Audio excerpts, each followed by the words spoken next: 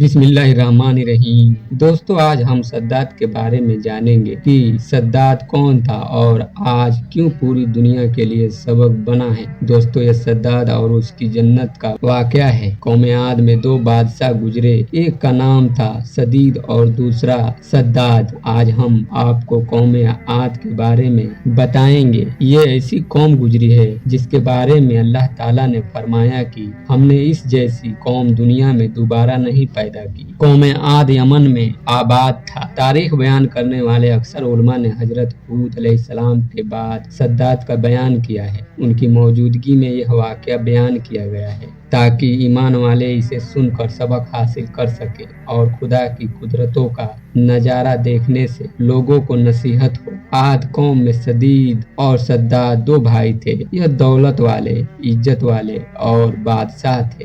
شام ملک میں ان کا مقابلہ تھا۔ دن رات حکومت کرنا ہی ان کا کام تھا۔ سدید اور اس کے لوگ اگرچہ شرک کی حالت میں جیتے تھے لیکن وہ بڑا انصاف والا تھا۔ اس کے انصاف سے شیر اور بکری ایک جگہ پانی پیتے تھے۔ کہا جاتا ہے کہ ایک دن اس کی عدالت میں دو آدمی آئے۔ ان دونوں نے عجیب حالات سنائے۔ ایک بولا کہ میں نے اس سے زمین کا ایک ٹکڑا لیا ہے قیمت دے کر اور اس کی زمین پر اب میرا قبضہ ہے۔ میں نے اس زمین میں خزانہ پایا ہے، میں اس کو دینا چاہتا ہوں اسی لیے کہ یہ خزانہ اسی کا ہے۔ دوسرا بولا میں نے زمین بیچی ہے اسی لیے اس میں جو کچھ ہے سب اسی کا ہے، اسی لیے یہ خزانہ بھی اسی کا ہے، اب اسے لینا چاہیے لیکن یہ ہیلا بہانہ کیوں کرتا ہے، سمجھ میں نہیں آتا۔ سدید نے پوچھا کہ تم دونوں کی کوئی اولاد بھی ہے؟ انہوں نے کہا ہاں، ایک کے پاس بیٹی ہے اور ایک کے پاس بیٹا۔ سدید نے حکم دیا کہ ان دونوں کا نکاح آپس میں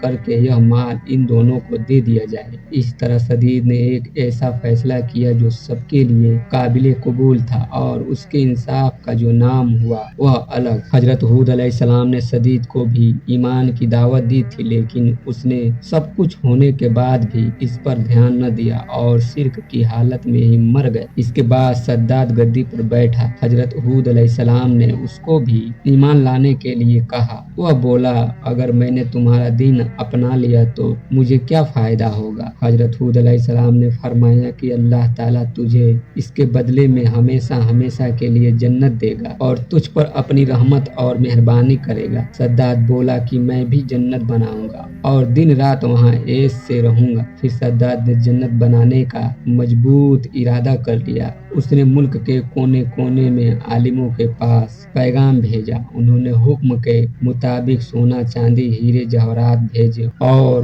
حکم دیا کہ جتنے مشک عنبر اور مروارید اس کے ہاتھ آئیں وہ سب جمع کر کے اس کے پاس لائے جائیں۔ ہر طرح کا سامان جمع کرنے کے بعد اس نے ایک خوبصورت اور منموہک جگہ کی تلاش شروع کی اور اسے وہ جگہ بھی مل گئی۔ وہ ایسی جگہ تھی جہاں کی ہوا بھی جنت کی ہوا کی طرح خوشبودار تھی۔ اس نے اس جگہ پر تمام ہیرے جواہرات جمع کرائے۔ بڑے بڑے تیز قسم کے کاریگر بلوائے گئے اور عمارت کی مضبوطی سے مضبوط نیو ڈلوانا شروع کر دیا۔ اس کی دیواروں کی لمبائی لوگوں کی سوچ سے زیادہ اونچی تھی اور چوڑائی اس کے کاریگروں کے حساب سے اس وقت کی سب سے چوڑی تھی۔ دیواریں آسمان کو چھوتی تھی اور اس کی چمک دمک چاند سورج سے بھی زیادہ تھی۔ جب سے دنیا قائم ہوئی ایسا مکان کہیں نہیں بنا تھا۔ دیواریں اس کی سونے چاندی اینٹوں سے بنائی گئی تھی۔ چھت اس کی سونے کے پتوں سے سجائی گئی تھی۔ اس کے ستون خوبصورت بلور سے مضبوط کیے گئے تھے۔ ہر چیز بہترین طریقے سے سجائی گئی۔ وہاں کی نہروں میں ریت کے بجائے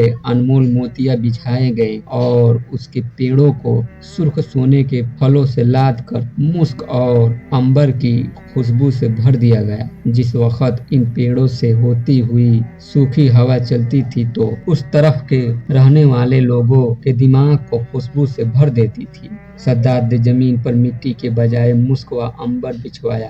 اس کے محلوں کے چاروں طرف لال سونے کے ترتیب دے کر سجایا گیا۔ صرف اتنا ہی نہیں بلکہ دکھاوے کے لیے اس کو بنوایا تھا بلکہ اس میں رہنے کے لیے اپنے من پسند मासूकों और परियों को भी इकट्ठा कर दिया। यह बाग और महल 12 वर्ष की मुद्दत में मुकम्मल हुआ। इसमें पूरी दुनिया के जवाहरात लगाए गए। जब यह बनकर पूरा हो गया तो सद्दात को खबर दी गई कि उसकी जन्नत तैयार है। सद्दात की खुशियों का ठिकाना न था। एक बड़ी फौज लेकर उस महल और जन्नत को देखने के लिए चला। वह अपनी जन्नत को देखने के लिए जा ही रहा था कि उसने रास्ते में एक हिरन को देखा। उसके पांव चांदी के हैं, सींग सोने के हैं और आंखें याकूत की है। सद्दात उस हिरन को देखकर हैरान रह गया। जी ललचा उठा। उसने सोचा इसे किसी तरह भी हासिल करूंगा। उसने बिना कुछ सोचे समझे उस हिरन के पीछे घोड़ा दौड़ा दिया। हिरन भागा और सद्दात ने अपना घोड़ा उसके पीछे पीछे दौड़ाया। यह दौड़ बहुत दूर तक चली, यहाँ तक कि सद्दात की फौज बहुत पीछे रह गई। फिर उसे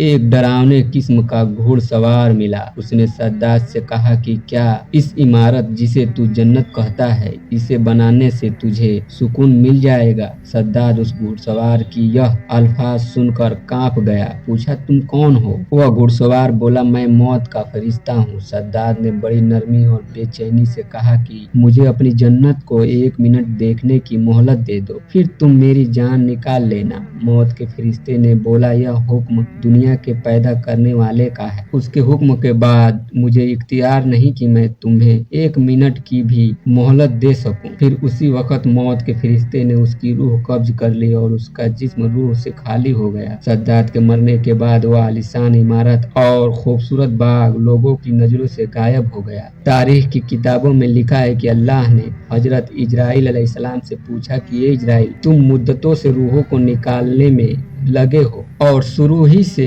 तुम्हारा यह काम है। क्या कभी तुम्हें किसी पर रहम और तरस आया है? जान निकालते वक्त कुछ दया भी आई है? हजरत इजराइल अलैहिस्सलाम ने बोला ए खुदा मैं सब पर ही दया करता हूँ। अल्लाह ताला ने फरमाया किस पर ज्यादा तरस तुम्हें आया? तब हजरत इजराइल अलैहिस्सलाम ने यह किस्सा सुनाया कि एक दिन एक नाव को आपके हुक्म के मुताबिक मैंने तोड़ दिया और उसके तख्ते अलग अलग कर दिए। हवा का झोंका आया, नाव डूब गई और नाव वाले बिजली की तरह कुछ ही देर में खत्म हो गए। मगर एक औरत जिसके पेट में बच्चा था उसको हुक्म के मुताबिक नाव के तख्तों को सहारा बनाकर बचा लिया। वह तख्त फरिश्तों ने एक जजीरे में पहुंचा दिया। जिस वक्त एक लड़का उस औरत के पेट से पैदा हुआ तो माँ बहुत परेशान हुई। आपका हुक्म हुआ कि माँ की जान भी निकाल लो और अकेले उस लड़के को उसके पहलू में पड़े रहने दो। उस वक्त मैं रो दिया और मन में ख्याल आया कि इस बच्चे का क्या हाल होगा, तड़प कर मरेगा या जंगली दरिंदों के मुंह का लुकमा बनेगा। ए खुदा तू खूब जानता है कि मुझे उस बच्चे पर बहुत रोना आया और उसकी तन्हाई और बेकसी को सोच सोच कर दिल भर आता था। और दूसरा सद्दात पर मुझे बड़ी दया आई कि उसने कई वर्षों में इमारत बनवाई थी, फिर भी उसे एक नजर देखने से महरूम रहा और दिल में हसरत और अफसोस लिए ही इस दुनिया से विदा हो गया। अल्लाह ताला ने फरमाया ए इजराइल यह सद्दात वही लड़का है जिस पर तुमने पहले ही तरस खाया था और मैंने उसकी माँ के मरने के बाद सूरज और हवा को यूं हुक्म फरमाया था कि तुम अपनी गर्मी और सर्दी से इसे मत सताओ और हवा को हुक्म दिया कि फूलों के पत्ते उड़ाकर उसके लिए फर्श बनाओ। फिर उसके दोनों अंगूठों से दूध और शहद की नहर मैंने बहाई। कितनी मेहरबानियों के साथ मैंने उसकी जान बचाई, उसे दौलत दिया, बादशाह बनाया, दुनिया की सारी नेमत उसे दी। फिर भी इन नेमतों का शुक्र अदा करने के बजाय खुदा होने का दावा कर दिया। उसका तो यह अंजाम होना ही था। अल्लाह हम सबको अपने गजब से बचाए। आमीन सुम्मा आमीन।